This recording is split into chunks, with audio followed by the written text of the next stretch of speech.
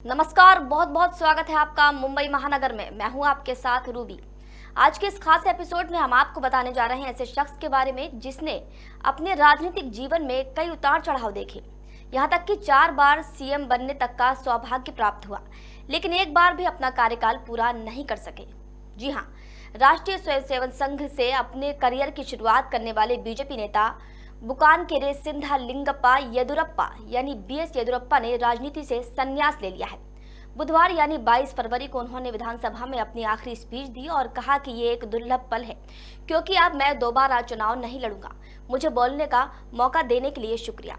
80 साल के येदुरप्पा ने अपनी स्पीच में पीएम मोदी का धन्यवाद भी किया और कहा कि अगर भगवान ने मुझे शक्ति दी तो मैं 5 साल बाद होने वाले अगले विधानसभा चुनाव में भी भाजपा को सत्ता में लाने के लिए अपना पूरा जोर लगाऊंगा।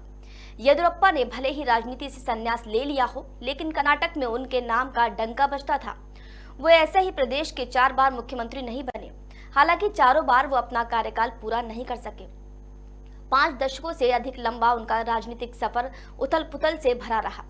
सबसे पहले वो 12 नवंबर 2007 में पहली बार कर्नाटक के मुख्यमंत्री बने, लेकिन कुछ ही दिन बाद 19 नवंबर 2007 को उनको इस्तीफा देना पड़ा। इसके बाद वो 30 मई 2008 में दोबारा राज्य के मुख्यमंत्री बने, लेकिन भ्रष्टाचार के आरोपों के चलते उन्हें 4 अगस्त 2011 में फिर से इस्तीफा देना पड़ा। फिर येदुरप्पा ने 17 मई 2018 में तीसरी बार राज्य के मुख्यमंत्री के रूप में शपथ ली, लेकिन 23 मई 2018 में फिर उन्हें इस्तीफा देना पड़ा, जिसके बाद येदुरप्पा को चौथी बार 26 जुलाई 2019 में राज्य का मुख्यमंत्री बनाया गया था, लेकिन ठीक 2 साल बाद 26 जुलाई 2021 को फिर उन्हें इस्तीफा देना पड़ा। 80 साल के बीएस येदुरप्पा ने अपने राजनीतिक जीवन में कई ऐसे उतार चढ़ाव देखे। आज हम जानेंगे कि कैसे इस दिग्गज नेता ने चावल मिल के क्लर्क से लेकर 4 बार मुख्यमंत्री बनने का गौरव प्राप्त किया।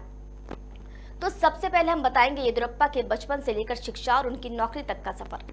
जी हाँ, चावल मिल के मामूली क्लर्क से एक मजबूत और प्रभावी राजनेता का सफर तय करने वाले येदुरप्पा को ही कर्नाटक और देश के किसी भी दक्षिण राज्य में बीजेपी को पहली बार सत्ता में लाने का श्रेय जाता है।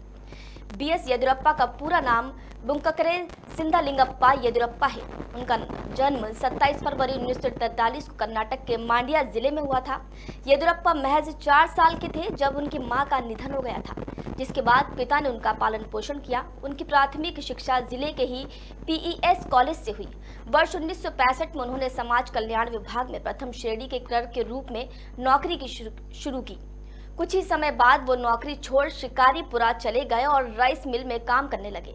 वर्ष 1967 में राइस मिल के मालिक की बेटी माता मैत्रा देवी से शादी कर ली।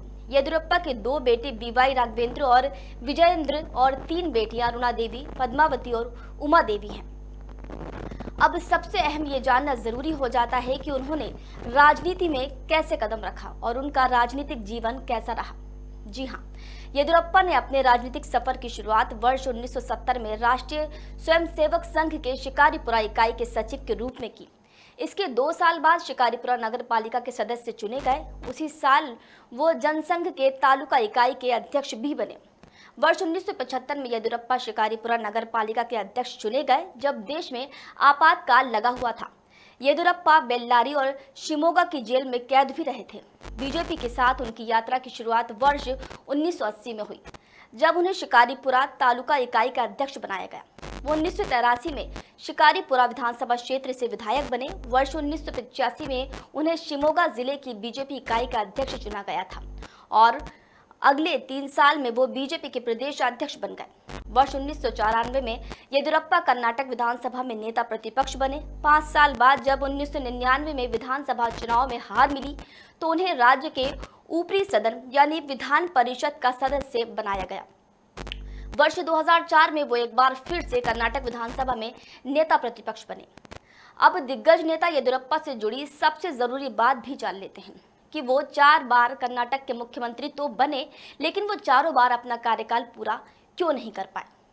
तो राष्ट्रीय स्वयंसेवक संघ ने से अपने करियर की शुरुआत करने वाले बीजेपी नेता बीएस येदुरप्पा 4 बार कर्नाटक के मुख्यमंत्री रह चुके हैं। पहली बार येदुरप्पा वर्ष 2007 में राज्य के मुख्यमंत्री बने थे।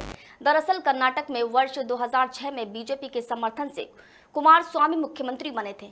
येदियुरप्पा उस सरकार में उप मुख्यमंत्री थे। बाद में जब गठबंधन के तहत येदियुरप्पा को मुख्यमंत्री बनाने का समय आया तो जेडीएस ने सरकार से समर्थन वापस ले लिया।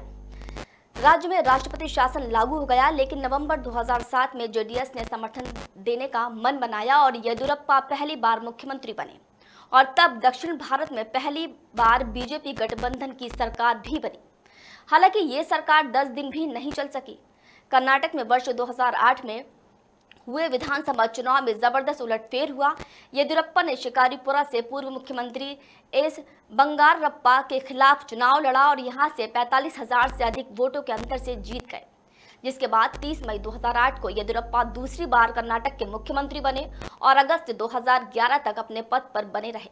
लेकिन भ्रष्टाचार का आरोप लगने के बाद उन्हें अपना पद छोड़ना पड़ा था, जिसके बाद वर्ष 2018 के विधानसभा चुनाव में बीएस येदियुरप्पा तीसरी बार राज्य के मुख्यमंत्री बने, लेकिन बहुमत साबित न कर पाने की वजह से उन्हें इस्तीफा देना पड़ा था, जिसके बाद येदियुरप्पा को चौथी बार 26 जुलाई 2019 को राज्य का मुख्यमंत्री बनाया गया था।